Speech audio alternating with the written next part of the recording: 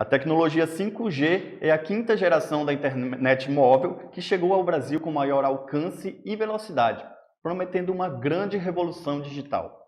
A nova rede vai permitir a interconexão de equipamentos e dispositivos, possibilitando o acesso a produtos inovadores e utilidades domésticas por meio da chamada Internet das Coisas.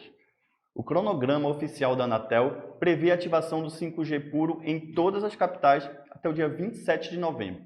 E quem vai falar com a gente sobre isso é Carlos Baigorre, presidente da Anatel, que já está aqui com a gente. Olá, presidente, seja muito bem-vindo aqui ao Real Time 1. Muito obrigado pelo convite para estar aqui com você e com toda a sua audiência hoje, falando sobre 5G, chegando aí em Manaus, em toda a região norte do Brasil. Exatamente, presidente. Na última segunda-feira, dia 19, 7 capitais receberam o sinal 5G, né? E Manaus ficou de fora. Queria saber do senhor por que Manaus está no fim da fila entre as capitais que vão receber o sinal do 5G. Olha, para a gente liberar, assim, a Anatel está fazendo um trabalho coordenado pelo conselheiro Moisés aqui da Anatel, para garantir que a gente faça a limpeza da faixa para viabilizar o 5G. Isso é necessário por quê? Porque hoje a faixa que é usada para o 5G, ela também é utilizada para a banda C, para o pessoal que usa parabólica para assistir TV. E se a gente não trocar as parabólicas das pessoas, antes e a gente ativar o 5G sem fazer esse remanejamento das parabólicas, trocando na casa das pessoas parabólicas, antenas tradicionais, por aquelas antenas menorzinhas, tipo da Claro e da Sky, o 5G vai impedir que as pessoas vejam TV aberta e gratuita, que muitas vezes é a principal forma de acesso à informação e ao divertimento da sociedade. Então, em razão disso, a gente precisa fazer essa limpeza da faixa.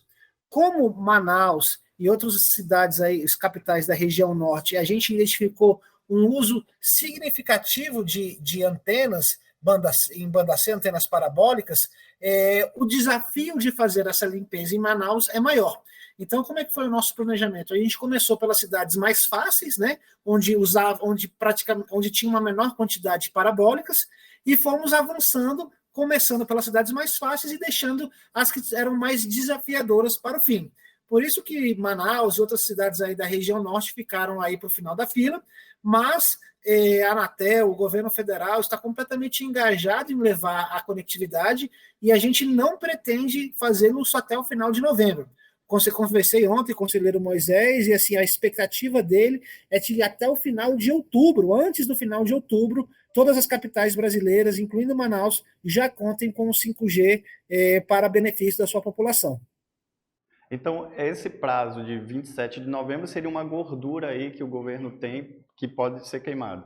Exatamente. Até 27 de novembro a gente tem prazo até lá. É claro que a gente não quer usar todo o prazo. O planejamento aí do Conselho do Moisés, da equipe responsável por isso, é de fazer isso até o final de outubro. Mas é claro, assim, esse atraso, que na verdade era até o fim de setembro, esse acaso aconteceu em razão de questões completamente alheias à nossa vontade, como a guerra na Ucrânia, por exemplo. Então, assim, é claro que no nosso planejamento hoje é que até o final de outubro a gente consiga levar, mas tem essa gordura caso surjam questões completamente alheias ao nosso controle. Entendi. E como é que está, né, esse processo de limpeza dessas faixas? Olha, é um processo bastante desafiador, porque a gente tem que instalar filtros nos sistemas profissionais e trocar os equipamentos das casas das famílias beneficiárias do Cadastro Único, dos programas sociais do governo federal.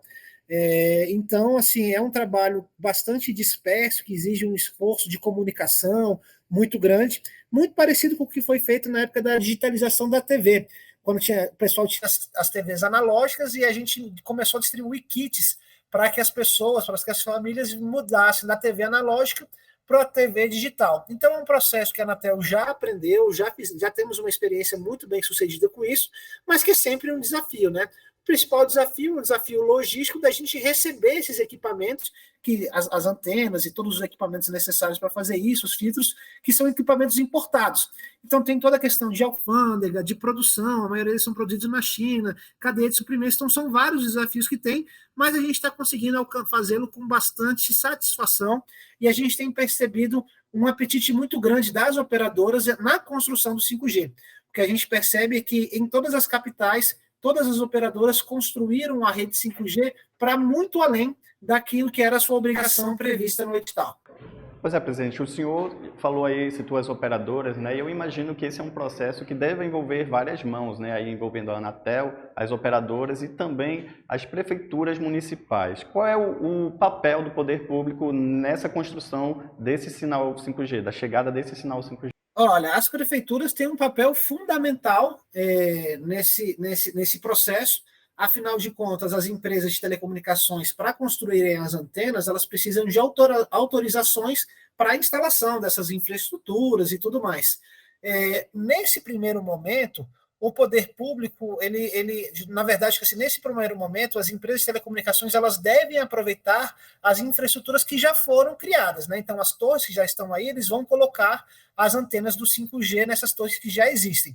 Só que para levar um 5G com maior qualidade, com maior cobertura em todas as cidades, vai ser necessário a instalação de novas torres. Então, assim, e aí que o poder público, aí que a legislação municipal, aí que a prefeitura, a Câmara de Vereadores vai ter um papel fundamental. Porque se houver uma legislação que seja restritiva à instalação de antenas ou a levar infraestruturas e torres, isso vai prejudicar o desenvolvimento do 5G, ao desenvolvimento da conectividade e, por fim, o desenvolvimento da própria cidade. Então, assim, esse mais ou menos que é o dilema e o papel do poder público. É claro, a gente não pode ignorar que o poder público, quando se tem uma preocupação completamente legítima de proteger a identidade visual da cidade. Então, tem regiões que, de fato, precisam ter algumas coisas, centros históricos, por exemplo, áreas em que você quer dar algum tipo de proteção ao patrimônio. Então, assim, é necessário a gente encontrar um equilíbrio com os objetivos completamente legítimos que as prefeituras e as assembleias de vereadores têm, mas, ao mesmo tempo, que isso converse, dialogue com os objetivos de levar conectividade, de levar educação, de levar mobilidade urbana, de trazer essa tecnologia que tem muito a oferecer para a nossa sociedade. Esse prazo que a Anatel tem, né, de 27 de novembro, que deve ser cumprido antes, né, deve ser cumprido até o final de outubro, vale para as capitais, né? E no interior do estado, existe uma previsão de quando o sinal 5G vai chegar aqui no interior do Amazonas? O edital do 5G, ele tem um cronograma, né? Ele começa nas capitais e depois ele vai interiorizando até chegar em todas as 5.570 cidades brasileiras. Aí a gente está falando de municípios, os distritos sede dos municípios. Eles vão receber o 5G até 2029. A partir do ano que vem, a gente começa existe uma expectativa de, a partir do ano que vem, começar a liberar o 5G nas regiões metropolitanas em torno das capitais. Isso é uma estimativa, isso é um projeto que a gente está querendo fazer. O edital traz um cronograma, né? Mas é óbvio que a gente quer antecipar esse cronograma ao máximo, para que todas as cidades brasileiras possam contar com 5G o mais rápido possível. O desafio, por que a gente não faz isso agora, no estalar de dedos? Porque a gente precisa, isso é uma política pública do governo federal, garantir que o 5G não interfira na TV aberta, né? Porque, afinal de contas, a TV aberta é um serviço gratuito, as pessoas veem TV de graça, enquanto que o 5G é um serviço pago, é um serviço que, nesse momento, ainda, a grande parcela da população não tem um celular que ative o 5G. Então, a gente não poderia colocar um serviço pago que ainda é usado por uma parcela pequena da população, comprometendo um serviço democrático, aberto, que é utilizado pela população como um todo. Então, por isso que a gente precisa proteger a TV aberta, o 5G não pode interferir na TV aberta. Quando a gente garantir que a TV aberta está protegida, aí a gente ativa o 5G. Então, esse é o desafio. Por que a gente não libera todo mundo de uma vez? Porque se a gente liberar todo mundo de uma vez, simplesmente você vai ter algumas pessoas com celulares novos usando 5G e a grande massa da população sem acesso à TV, que é que, conforme eu coloquei, é a principal forma de acesso à informação, à comunicação, ao divertimento, ao lazer, enfim, é um grande meio de comunicação diverso e democrático no nosso país. Entendi, presidente. E falando um pouco ainda sobre esses desafios, né? Historicamente, aqui a capital do Amazonas e principalmente o interior, eles sofrem bastante, né? Com a queda e até mesmo a ausência do sinal de internet, né? Com o 4G. O 5G vai resolver esse problema? Não vai, sendo bem direto, Lucas, não vai resolver esse problema. O 5G em si, não. O que acontece? No edital do 5G, quando a gente vendeu as faixas do 5G, a gente colocou obrigações de cobertura para que as empresas levassem cobertura a mais de 2.000 distritos pelo Brasil. Então, o que acontece? Uma cidade, um município, ele é dividido em distritos. Você tem o distrito 7, que é a sede do município, e você tem outros distritos ali, que muitas vezes são vilas, aglomerados, enfim. Então, o que acontece? Hoje, todos os distritos sedes do Brasil já têm 4G. Ou seja, toda sede de município já tem o 4G. Até 2029, toda sede de município vai ter o 5G. E o que acontece com os distritos que não são a sede do município? Esses, eles vão ter o 4G, tem um cronograma, se não me engano, até 2027, para que eles recebam o 4G, mas ainda não há perspectiva para que esses distritos que não são a sede do município tenham o 5G. Naturalmente, isso é um processo evolutivo. No próximo leilão que nós fizermos, e a gente não tem previsão de fazer um ainda, mas eventualmente vai ter um novo leilão com novas faixas de radiofrequência sendo vendidas. Isso é um processo que de 3 em 3, de 2 em 2 anos, a Anatel vende novas radiofrequências. No próximo leilão de radiofrequências, a gente deve colocar obrigações para levar 5G para os distritos não sede. Essa é a nossa missão é conectar o Brasil, conectar a sociedade brasileira à internet, e estamos nesse desafio. Mas hoje, o que tem contratado de 5G é para todas as 5.570 cidades brasileiras nas sedes dos seus municípios. Nos distritos, a gente tem o 4G conectado e está em fase de implantação. Muito bem, deu para entender bem. Agora, presidente, falando um pouquinho de economia, né? As indústrias instaladas aqui no Polo Industrial de Manaus dependem muito, né, de um bom sinal de internet, principalmente com a chegada da indústria 4.0, e o 5G vai ser fundamental nesse processo, né? Essas indústrias, elas vão estar aptas a usar o sinal 5G ainda esse ano? Apesar do 5G estar ocupado, ter esse problema, não esse problema, essa ocupação, essa convivência com a banda C, com a TV aberta, isso é para aplicações, digamos, massivas, para você vender 5G para a população em geral. Agora, se uma indústria, se uma fábrica, se alguém quiser fazer uma rede que a gente chama de rede privativa 5G, ou seja, como se fosse uma rede fechada, existe uma faixa de radiofrequência que a Anatel destinou para esse tipo de aplicação, que ela já está liberada. Basta a indústria, a fábrica, quem que tiver esse interesse, procurar a Anatel. É óbvio que não é uma coisa trivial, eles vêm aqui, pedem o uso da radiofrequência, a gente autoriza, mas eles têm que construir a rede, né? E a Anatel não, a gente pode até dar suporte e tal, mas assim, aí precisa fazer um projeto de engenharia, comprar os equipamentos. Então, assim, para esse tipo de aplicação industrial do 5G, a faixa já está liberada, já pode começar a utilizar, basta, claro, apenas um planejamento e um apetite para fazer esse investimento por parte da indústria. Agora, falando um pouquinho do usuário normal, né? Alguns usuários de internet aqui da capital têm relatado que o celular tem mostrado que está recebendo o sinal 5G. Isso significa que o 5G já está funcionando? Bom, isso é um ponto muito importante, Lucas, porque assim, a gente fala de 5G e aí a gente precisa entrar um pouco no detalhe técnico aqui. Eu vou tentar não entrar tanto no detalhe técnico para não incomodar os ouvintes e a audiência. Mas o que acontece? O 5G ele é uma tecnologia que tem várias versões, né?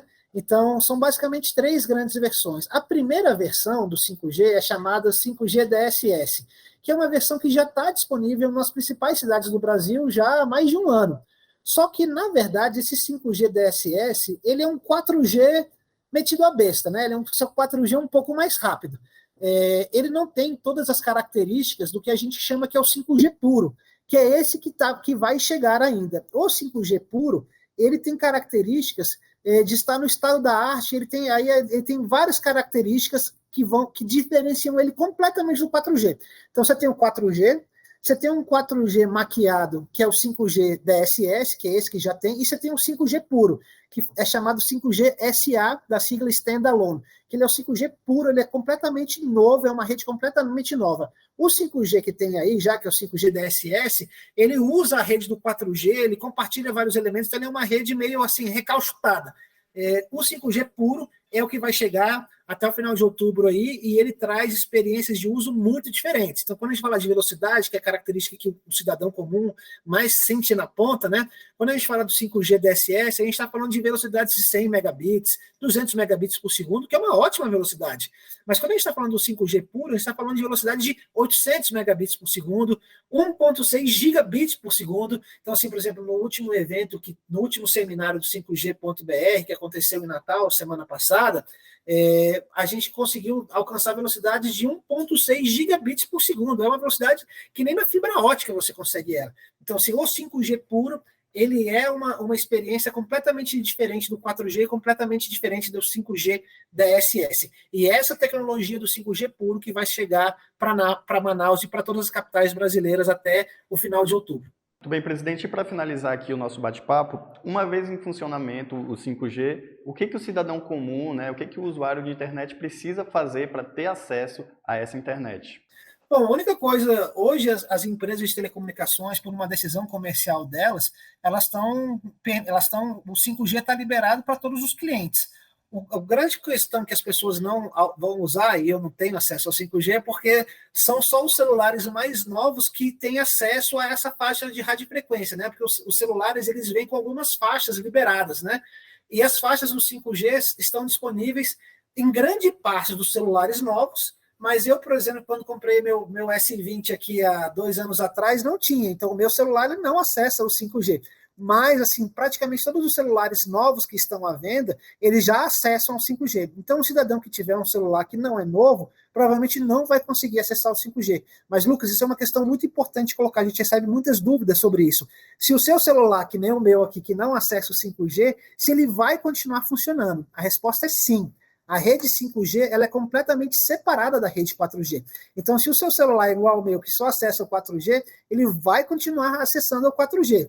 Ele não vai acessar o 5G, mas ele continua funcionando igualmente. Ninguém precisa correr, ninguém precisa se endividar para trocar de celular. Use o seu celular naturalmente, a não ser que você queira mesmo usar o 5G, e você compra um celular novo. Mas assim, o seu celular vai continuar funcionando normalmente no 4G, não precisa trocar o celular. Agora ele não vai acessar o 5G.